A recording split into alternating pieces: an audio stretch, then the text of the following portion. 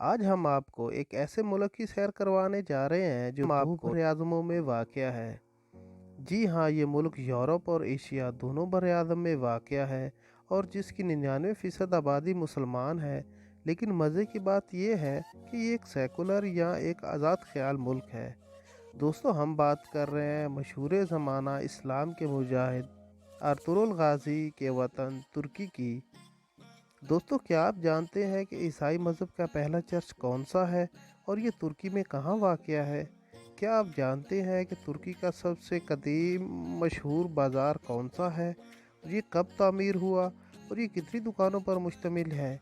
क्या आप जानते हैं कि दुनिया का दूसरा कदीम तरीन ज़ेर ज़मीन रेलवे सिस्टम भी तुर्की में है?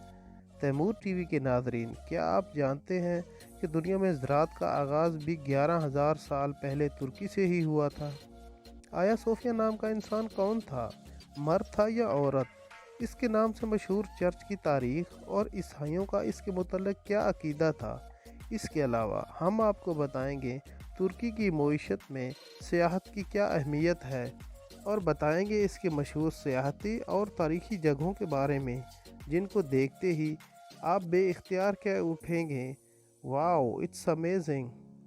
तो चलिए सामान पैक कर ले, चलते हैं अर्तुगरुल गाज़ी के वतन तुर्की की सैर को।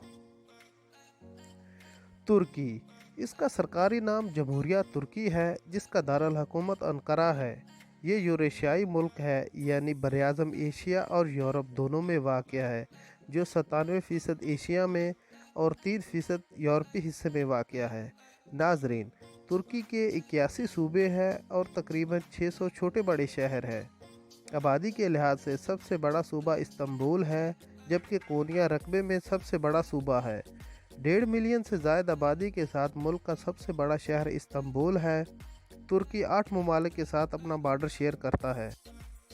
तुर्की 3 अतराफ से समंदर में घिरा हुआ है। जनूब में बहीरा रोम, मगरब में एजियन और शुमाल में बहीरा असवद है। इसके शुमाल मगरब में बुल्गारिया वाक़या है, मगरब में यूनान, मशरक़ में आर्मीनिया, अज़रबैजान और ईरान है। जॉर्जिया इसके शुमाल मशरक़ में वाक़या है और जनूब मशरक़ में शाम और इराक़ हैं। तुर्किश इसकी कौमी ज़ुबान है जो 70 से 75% बोली जाती है। इसके अलावा 19% कुर्द और 7 से 12% दूसरी ज़ुबानें बोली जाती हैं। 7,83,356 मुरबा किलोमीटर के साथ तुर्की दुनिया का 36वां बड़ा मुल्क है। याद दहानी के लिए बता दें कि पाकिस्तान 8,81,913 मुरबा किलोमीटर के साथ 33वां बड़ा मुल्क है। तुर्की की आबादी 8,36,14,362 अफराद पर मुश्तमिल है। मुल्क की करेंसी तुर्किश लीरा है। आज की तारीख में एक तुर्किश लीरा 18.90 पाकिस्तानी रुपए और 9.27 इंडियन रुपए के बराबर है, जबकि एक अमेरिकी डॉलर 8.08 लीरा के बराबर है।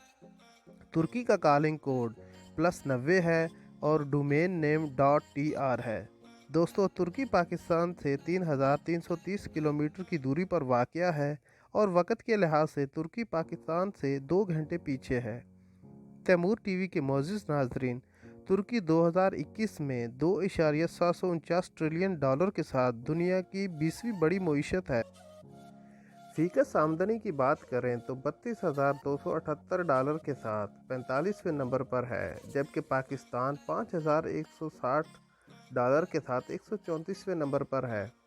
इस्लाम तुर्की का सबसे बड़ा मज़हब है।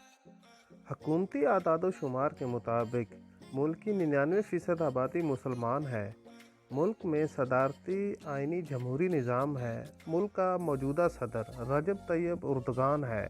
हमारे मोअज़्ज़िज़ नाज़रीन, यही वो शख्स है जिसकी वजह से तुर्की तरक्की पजीर से तरक्की याफ्ता ममालिक की सफ़ में शामिल हुआ। 1954 को इस्तंबुल की नवाही बस्ती में पैदा होने वाले रजब तैयब उर्दगान 1994 से इस्तंबुल के मेयर बने और शहर की तामीर और तरक्की के लिए $4 बिलियन की खतीर रकम खर्च की। शहर को पोल्यूशन फ्री किया। इस्तंबुल देखते ही देखते तुर्की का पुरअमन और तरक्की याफ्ता तरीन शहर बन गया। 14 मार्च 2003 को तुर्की के वज़ीर आज़म बने। حالات اور وقت کے تقاضوں کو دیکھتے ہوئے ترک معاشرے کو لبرل اور مذہبی دونوں انداز میں ترقی دینے کے لیے ترک ماڈل یا اردگان ماڈل متعارف کرایا۔ انہوں نے چند ماہ میں ملک میں گورننس کا نظام ٹھیک کیا، حکومتی نظام آن لائن کر دیا، عوام کو اب سرکاری دفاتر کے دھکے نہیں کھانے پڑتے تھے، نئی سڑکیں بنی، ریلوے کا نظام بہتر کیا۔ ترکش ایئر لائن یورپ کی بہترین اور دنیا کی 7ویں بہترین ایئر لائن بن گئی۔ پولیس کو فوج جتنی سہولتیں دی گئیں۔ حکومت نے ہاؤسنگ سیکٹر کو بہتر کیا۔ 500 چھوٹے بڑے شہروں کو تجاوزات سے پاک کر دیا۔ ناپ تول میں کمی اور ذخیرہ دوزی کا خاتمہ کیا۔ اس کے نتیجے میں زر مبادلہ کے ذخائر 29 ارب ڈالر سے 92 ارب ڈالر تک جا پہنچے۔ ترک لیرہ مستحکم ہوا۔ لوگوں کی آمدنی بڑھنے سے خوشحالی آئی اور ترک معاشرہ بہت تیزی سے یورپ کے برابر پہنچ گیا۔ سیاحوں نے ترکی کا رخ کیا اور ہر سال 3 کروڑ سے زائد سیاح ترکی میں آنے لگے، جن میں اکثریت یورپ اور عرب ممالک سے ہوتی۔ دوستو، دنیا میں سیاحتی انڈسٹری کا والیوم 3000 ارب ڈالر ہے۔ اسی وجہ سے سیاحت دنیا میں سب سے زیادہ منافع بخش انڈسٹری ہے۔ طیب اردگان نے 15 سالوں میں ترکی کو پوری دنیا کے لیے ایک اٹریکٹیو پلیس بنا دیا۔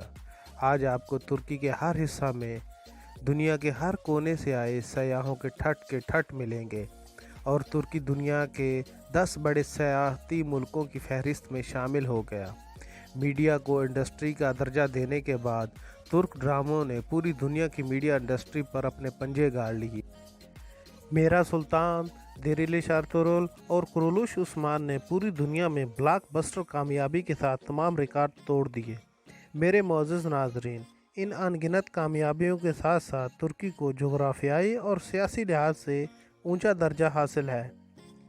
یہ اقوام متحدہ کا چارٹرڈ ممبر، نیٹو، IMF اور ورلڈ بینک کا ابتدائی ممبر ہے، OIC اور G20 کا بانی رکن ہے۔ 1950 میں کونسل آف یورپ کے ابتدائی ممبروں میں سے ایک بننے کے بعد ترکی 1963 میں EEC کا ایسوسی ایٹ ممبر بن گیا۔ 1995 میں یورپین یونین کسٹم یونین میں شامل ہوا اور 2005 میں یورپین یونین کے ساتھ الحاق کی بات چیت کا آغاز ہوا، لیکن ابھی تک یورپین یونین میں شامل نہیں ہوا۔ ویسے تو پورا ترکی تاریخی اور خوبصورتی سیاحتی مقامات سے بھرا پڑا ہے۔ سب مقامات کو اس ویڈیو میں بتانا ممکن نہیں ہو پائے گا، لیکن چند مشہور ترین مقامات کے بارے میں بات کریں تو دوستو، عیسائی مذہب کا پہلا چرچ سینٹ پیٹر، جسے اب انطاکیہ کہا جاتا ہے، بھی ترکی میں واقع ہے، جو ماؤنٹ اسٹارس میں 13 میٹر کی گہرائی میں واقع ہے، جس کے بارے میں روایت ہے کہ یہ عیسیٰ علیہ السلام کی شاگرد شمون پیٹر نے بنوایا۔ استنبول میں واقع سن 1455 میں تعمیر ہونے والا گرینڈ بازار دنیا کے سب سے بڑے اور قدیم ترین بازاروں میں شامل ہے۔ 30,700 مربع میٹر کے ایریا میں پھیلے اس بازار میں 64 سڑکیں اور 4,000 دکانیں ہیں۔ دنیا کی قدیم ترین اور سب سے بڑی منڈیوں میں سے ایک گرینڈ بازار میں اندازاً ایک دن میں 4 لاکھ کے قریب خریدار آتے ہیں۔ دنیا کا دوسرا قدیم ترین زیر زمین ریلوے سسٹم بھی استنبول، ترکی میں ہے۔ 17 جنوری 1875 کو اس زیر زمین ریلوے نے کام کرنا شروع کیا۔ یہ لنڈن انڈر گراؤنڈ کے بعد دنیا کی دوسری زیر زمین ریلوے ہے۔ یہ کراکوئے اور بیوگلو کے درمیان چلتی ہے۔ ہایا صوفیہ چرچ، جو اب ایک مسجد ہے، ایک قدیم، خوبصورت اور شاندار عمارت ہے جس نے گزشتہ 2000 سال میں وقت کے بہت سے ہیر پھیر دیکھے ہیں۔ سینٹ صوفیہ یا آیا صوفیہ کون تھی؟ یہ اٹلی کی رہنے والی مومنہ بیوہ نصرانی عورت تھی جو عیسائیوں کے نزدیک شہداء کے طور پر جانی جاتی ہے، یعنی شہیدہ کے طور پر جانی جاتی ہے۔ صوفیہ اور اس کی 3 بیٹیوں کو رومی بادشاہ نے آرٹیمس رومی دیوی کو سجدہ کرنے کا حکم دیا، لیکن اس نے شرک سے انکار کیا۔ عیسیٰ علیہ السلام کے رب پر ایمان لانے کا اقرار کیا۔ بادشاہ نے حکم عدولی پر اس کی فیملی کو اذیتیں دے دے کر شہید کیا۔ ہایا صوفیہ چرچ اسی مومنہ کے نام پر بنایا گیا۔ 6 صدی میں لکڑی کا آیا صوفیہ گرجا گھر جل گیا تو کیسر جسٹنٹائن نے کلیسا کی پختہ تعمیر شروع کروائی۔ مسیحی دنیا اس کلیسا کو اپنی مقدس ترین عبادت گاہ سمجھتی تھی اور یہ بازنطینی فن تعمیر کا نچوڑ سمجھا جاتا تھا۔ 1100 سال تک یہ عمارت مسیحیت کے روحانی اور مذہبی مرکز کے طور پر استعمال ہوتی رہی۔ جب سلطان محمد فاتح نے قسطنطنیہ کو فتح کیا تو ساری مسیحی آبادی آیا صوفیہ گرجا گھر کے ستون کے نیچے جمع ہو گئی، جس کے متعلق ان کا عقیدہ تھا کہ اگر دشمن قسطنطنیہ ستون کے قریب پہنچ جائیں گے تو آسمان سے ایک فرشتہ تلوار لیے نازل ہوگا اور سلطنت ایک ایسے غریب آدمی کے حوالے کر دے گا جو اس وقت اس ستون کے پاس بیٹھا ہوگا۔ لیکن تاریخ گواہ ہے کہ کوئی فرشتہ عیسائیوں کو بچانے کے لیے آسمان سے نازل نہیں ہوا۔ اس موقع پر موت کے خوف سے کانپتے ان لوگوں کو سلطان محمد فاتح نے نبی صلی اللہ علیہ وسلم کی سنت کے مطابق جان کی امان دے دی۔ دوستو، ترکی کی سیر ہو اور توپ کاپی محل یا سرائے کا ذکر نہ ہو تو یہ سیر ادھوری تصور ہوگی۔ سلطان محمد فاتح نے قسطنطنیہ آج کے استنبول کو فتح کرنے کے 6 سال بعد اس کی تعمیر کا حکم دیا۔ 1478 میں سلطان محمد فاتح اس تیار محل میں رہائش پذیر ہوئے۔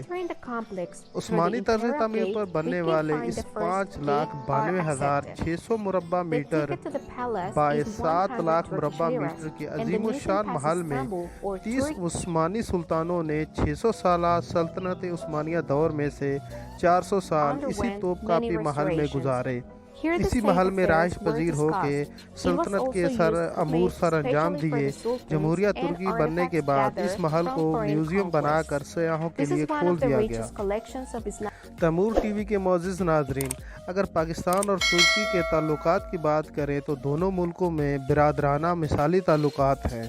انقرہ میں پاکستان کا ایک سفارت خانہ، استنبول میں قونصل خانہ اور ازمیر میں اعزازی قونصل خانہ ہے، جبکہ ترکی کا اسلام آباد میں سفارت خانہ ہے، کراچی میں قونصل خانہ ہے اور لاہور، پشاور، سیالکوٹ اور فیصل آباد میں بھی اعزازی قونصل خانے ہیں۔